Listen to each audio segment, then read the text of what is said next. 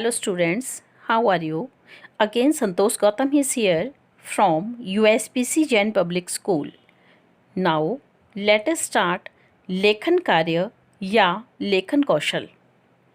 हम पढ़ेंगे संवाद लेखन, निबंध लेखन व अनुच्छेद लेखन की विधि। संवाद शब्द सम उपसर्ग और बाद मूल शब्द से बना है। संवाद का शाब्दिक अर्थ है बातचीत। सामान्य रूप से दो लोगों के बीच होने वाली बातचीत को संवाद कहते हैं। अतः दो लोगों में हुई बातचीत को लिखना संवाद लेखन कहलाता है। आइए जानें अच्छे संवाद के लिए किन किन बातों का ध्यान रखना चाहिए। संवाद छोटे, सहज तथा स्वाभाविक होने चाहिए। संवादों में रोचकता एवं सरसता होनी चाहिए। संवाद पात्रों की सामाजिक स्थिति के अनुकूल होने चाहिए। संवाद जिस विषय या स्थिति के विषय में हो उस विषय को स्पष्ट करने वाले होने चाहिए। अर्थात जब कोई उस संवाद को पढ़े तो उसे ज्ञात हो जाना चाहिए कि उस संवाद का विषय क्या है। प्रसंग के अनुसार संवादों में व्यंग, विनोद का समावेश भी होना चाहिए। यथास्थान मुहावरों तथा लोकोक्तियों के प्रयोग से संवादों में सजीवता आ जाती है तथा संवाद प्रभावशाली लगते हैं। संवाद बोलने वाले का नाम संवादों के आगे लिखा होना चाहिए।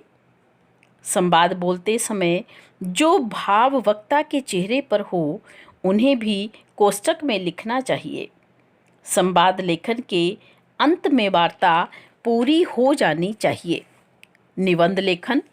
निबंध शब्द दो शब्दों से मिलकर बना है, नी जमा बंध, अर्थात इसका अर्थ है भली प्रकार से बंधी हुई रचना।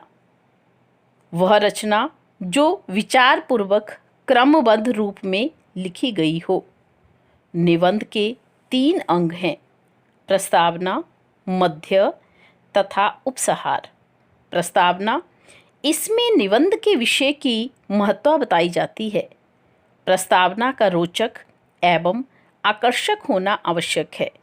इसे उपक्रम या भूमिका भी कहते हैं। मध्य, इसके अंतर्गत विषय को अनुच्छेदों में विभक्त करके क्रमबद्ध रूप से वर्णित किया जाता है। यह निबंध का प्रमुख भाग होता है। उपसंहार, इसमें निबंध का सारांश देते हुए रोचक ढंग से निबंध का अंत कर दिया जाता है। अंत शिक्षाप्रद एवं सारगर्भित होना चाहिए। अनुच्छेद लेखन। अनुच्छेद निबंध का ही लघु रूप है। अनुच्छेद लेखन की परिभाषा, किसी एक भाव या विचार को व्यक्त करने के लिए लिखे गए लघु वाक्य समूह को अनुच्छेद लेखन कहते हैं। अनुच्छेद शब्द अंग्रेजी भाषा के पैराग्राफ शब्द का हिंदी पर्याय है। इसमें किसी विषय के किसी एक पक्ष पर 80 से 100 या 120 शब्दों में विचार व्यक्त किए जाते हैं। विषय का आरंभ मुख्य विषय से करना चाहिए। अनुच्छेद में सबसे पहले परिचय, फिर प्रधान भाव और अंत में निष्कर्ष लिखा जाता है।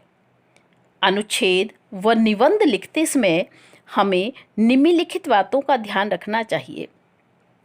इन्हें लिखने से पहले रूपरेखा या संकेत बिंदु आदि बनाने चाहिए। इनकी भाषा सरल, स्पष्ट और प्रभावशाली होनी चाहिए। एक ही बात को बार बार ना दोहराएं। अनावश्यक विस्तार से बचें, लेकिन विषय से ना हटें। शब्द सीमा को ध्यान में रखकर ही निबंध व अनुच्छेद लिखें। विषय से संबंधित सूक्ति या कविता की पंक्तियों का भी प्रयोग कर सकते हैं। वीडियो में दिए गए अनुच्छेद ऋतुराज बसंत को सभी विद्यार्थी अपनी क्लासवर्क नोटबुक पर लिखेंगे।